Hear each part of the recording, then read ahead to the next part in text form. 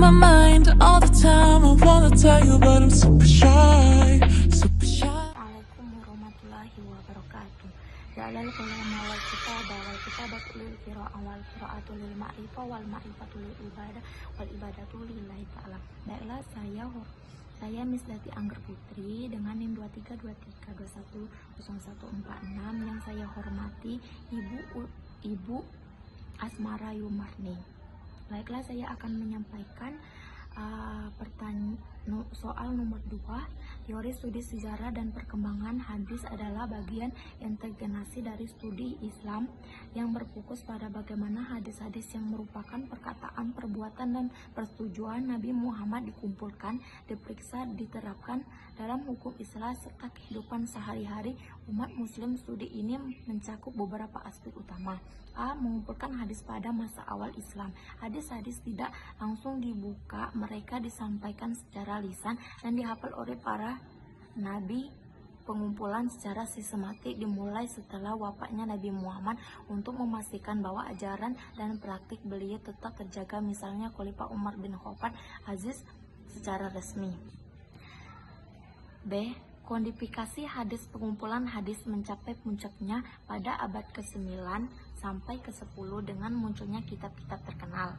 Al-Bukhari. Kumpulan oleh Imam Bukhari berisi sekitar 7,275 hadis yang dianggap sahih, otentik, dan Sahih Muslim dikumpulkan oleh Imam Muslim juga berisi hadis-hadis sahih. 3. Klasifikasi dan kritik hadis sahih. C. Hadis yang memiliki rantai kuat dan percaya hasan baik tetapi tidak sekuat sahih. Dhaif, lemah karena ada kelemahan dalam rantai riwayat. D. Penerapan hadis dalam hukum Islam. Contohnya, penerapan adalah dalam bidang ibadah seperti tata cara sholat dan dalam hukum sosial seperti warisan dan pernikahan. Contoh penerapan hadis misalnya dalam tata cara berwudu. Hadis diriwayatkan oleh sahabat Utsman bin Affan memberikan rincian yang lebih spesifik daripada ada yang dalam Al-Quran. Atau Utsman berwudu dengan cara memasuki kedua tangan hingga siku berkumur, masuk air ke hidung, memasukkan wajah, memasuki dua tangan hingga siku, mengusap kepala, dan memasuki kedua kaki hingga mata kaki. Al-Bukhari. 3. Teori studi sanad hadis adalah salah satu aspek penting dalam ilmu hadis yang berfokus pada pemeriksaan rantai perawi dalam kurung sanad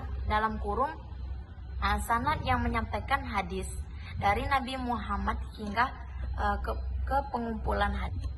Tujuan untuk menilai keaslian dan kedalan hadis. Pengertian sanad. Sanad adalah para perawi yang menyampaikan hadis kepada Nabi Muhammad SAW hingga sampai ke kusuknya. Komponen sanad. A. Para perawi. B. Rantai perawi. Metodologi studi sanad. A. Penelusuran sanad. B. Evaluasi perawi ilmu rijal. C. Kredibilitas dan konsistensi. D. Mutabat dan syahwid. Klasifikasi hadis berdasarkan sanad. Sahih, sanad, dhaif. Contoh studi sanad. Sesungguhnya amal itu tergantung niatnya. Imam Bukhari mendengar dari Abdullah bin Al-Zubair Al-Mu'aidi. Nomor 4. Teori matan hadis adalah cabang penting dalam ilmu hadis yang berfokus pada analisis ini atau ilmu hadis yang berfokus pada analisis ini atau teks hadis matan. Matan adalah bagian dari hadis yang berisi pesan, perkataan, atau perbuatan